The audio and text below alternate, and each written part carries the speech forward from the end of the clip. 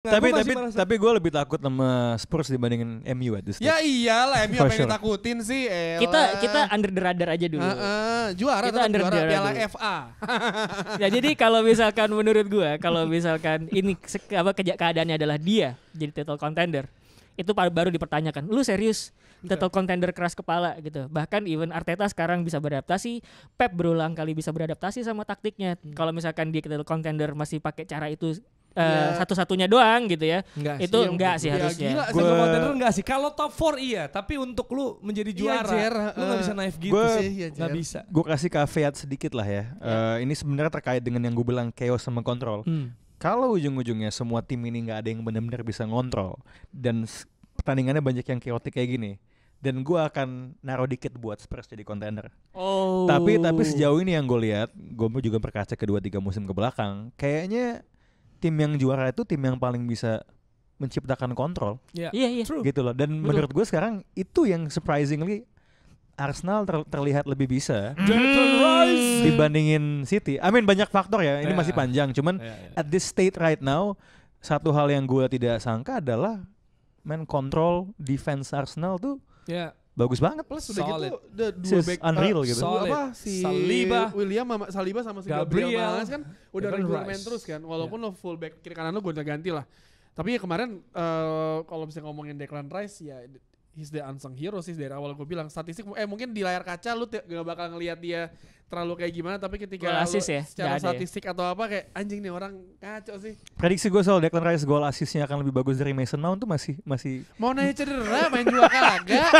Sebenarnya kemarin hampir. Hampir ya. Bilang peluang hampir. Tapi ya itu pas udah 2-0 sih gue agak ngerasa kayak mungkin gini, sejak lawan Lens kan semua pemain golin. Terus jadi kayak mereka oke gue bisa golin gitu. Ada peluang temennya enak tuh. Declan Rice tuh gitu. Saking jagonya, gue bingung kenapa sih ada orang itu yang gak makan karbo tau gak? Kenapa sih lo mesti diet keto gitu? Declan Rice tuh. Declan Rice tuh. Ngapain sih lo? Kursinya Dex. Kursinya Dex ngebawa virus anjing. Kan udah gue bilang kan. Iya. Enggak, tapi gini kan. Gini. Kalau kita ngomongin soal Arsenal striker ya, kita bahas dikit lah soal Arsenal lawan Wolves. Kan Nketiah buang peluang untuk kill the game. Ya kan yang 3-1 tuh yang umpan Odegaard bagus banget gitu. Tapi sebenarnya kalau kita lihat kan kayak Gabriel Jesus juga sering buang peluang gitu. Oh terus? Ya sebenarnya maksudnya ya harusnya kita juga mengkritik dia juga. Oh iya. Enggak, Eddie kan dikritik nih, Lord. Sebenarnya Jesus juga banyak buang peluang. Wah, tapi Jesus baliknya Jesus tuh jadi link up play lu ke pemain Arsenal kiri kanan bagus saya. Secara sistem. Maksud gua golnya Bukayo Saka tuh gara-gara Dio doang gitu. Cuma maksud gua soal buang peluangnya sebenarnya juga banyak. Oh iya. Cuma yang gue pilih gini, karena satu hal yang kenapa gue selalu naruh Arsenal di bawah City, it's not really because of the back. Walaupun gue sangat wow ngeliat defense kayak gini, it's about going forward ya. Nah cuman kembali lagi ke kontrol lawan chaos tadi ya, gue ngerasa kontrol yang dimiliki Arsenal sejauh ini ya, itu at some point tuh kayak buying time untuk serangannya bisa ngeklik gitu loh. Betul.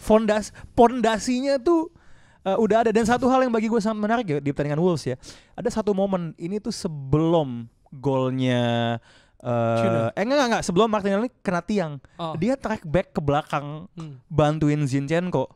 Sangat kontras dengan siapa itu, Martial atau Rashford deh? Dua-duanya. And that leads me to satu tema lagi sebenarnya selain kontrol chaos, pentingnya buy in.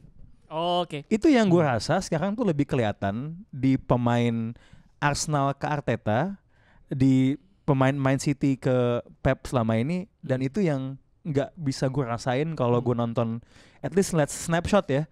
Kalau ngeliat pertandingan MU ini pemainnya buy in ke apa yang pelatih. Gue nggak tahu, mungkin Rossi bisa jelasin apa yang pelatih mau, tapi pemain itu buy in gak sih gitu? Itu yang gue pertanyain. Itu yang juga gue bingung kan sebetulnya. Dan soal kontrol, juga nggak ngerti ya.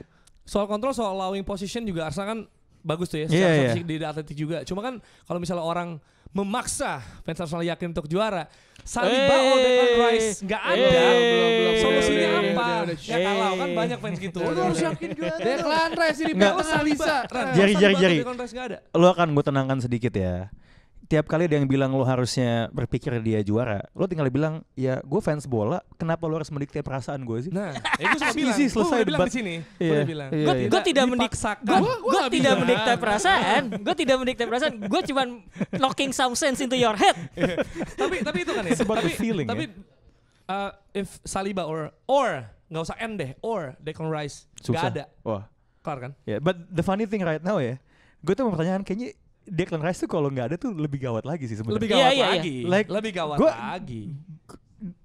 Gue mungkin akan agak bias. Iya. Selama ini gue tidak pernah dukung timnas. I think it's a stupid thing to do gitu. Ngapain timnas tuh Indonesia kan? Yeah. Gue bahkan nggak pengen nonton Kanjuruhan dan lain sebagainya gitu ya.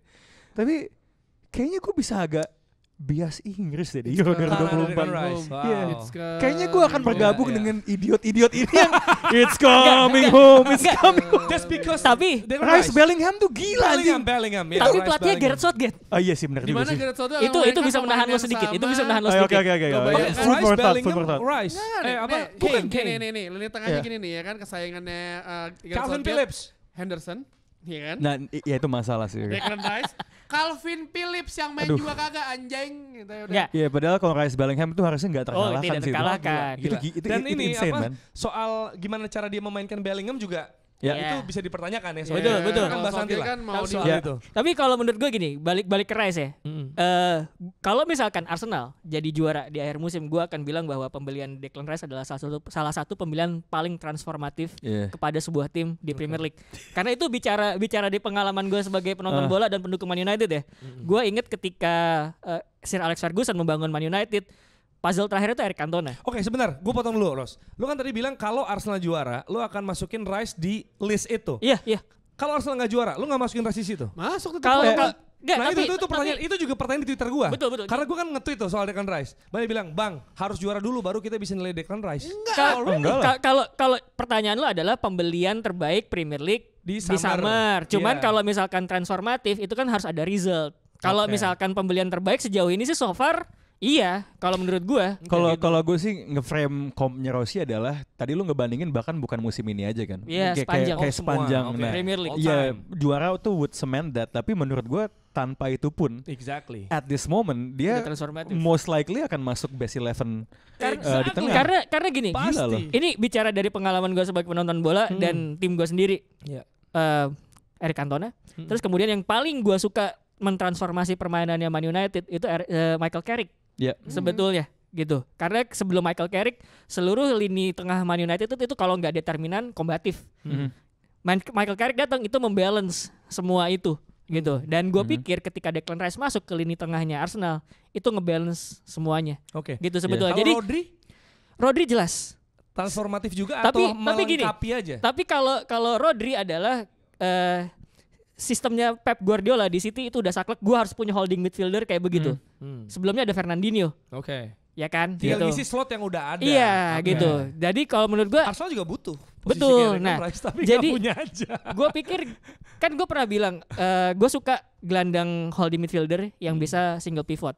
Di West Ham, di Arsenal main double pivot. Tapi kalau gue pikir kalau misalkan one day Declan Rice main single pivot itu bisa. Walaupun role-nya lebih dilimitasi. Lu gak usah maju-maju, udah di belakang aja. Karena kemarin gue lihat cara dia scanning ketika defense gitu ya, ketika gak nguasain bola. Ini bagus ya emang. Ini yang gue lihat di WSM kayak gini juga. Konsisten jadinya. Single deh. Gue harusnya. Henderson tuh gak ada. Calvin juga gak ada. Sendirian dia main sama Bellingham. Iya, kalau sama Henderson dia kayak si bangsat di mana sih? Gitu. Iya. Lagi gimana gitu.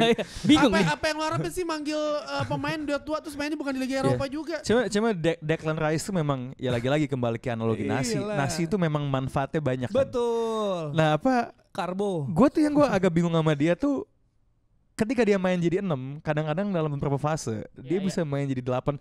Kayak lo dapet 2 role sekaligus, mau dia dimanapun itu loh. Kayak lo tadi mendeskripsikan Carrick apa? Balance sebelumnya apa? Kombatif. Roykin kan? Iya. Beda kan gayanya. Roykin itu kan box to box kan. Iya. Sementara ketika DM-nya Michael Carrick lo lebih punya holding midfielder yang kalau misalkan jadi nomor 8 itu juga nggak sampai naik terlalu jauh tapi di tengah doang. Bagi gitu. gue yang menarik buat Rice adalah dia dua-duanya. Dia bisa kombatif juga gitu loh. Gue kayak di mana ini gue pernah campuran kayak gini gitu. Sebenarnya secara offense belum mematikan Caka gitu ya. Karena bukan itu posisi utamanya. Tapi Caka kan semua kayak goal tapi versatility-nya gitu kan. Dan itu setelah Cakanya dimajuin. Iya, gue ngerasa kalau misalkan Declan Rice gitu ya main jadi di American football itu jadi tight end sebenarnya. Oh iya bisa macem-macem. Dia eating up yards gitu ya. Kayak dia bisa jauh nih. Juga, iya gitu. betul. Yang gue ingat adalah ketika Arsenal diserang, Declan Rice masih jauh nih di depan. Itu kayak gak lari men. ngelangkah aja pak terus udah nyampe belakang gitu.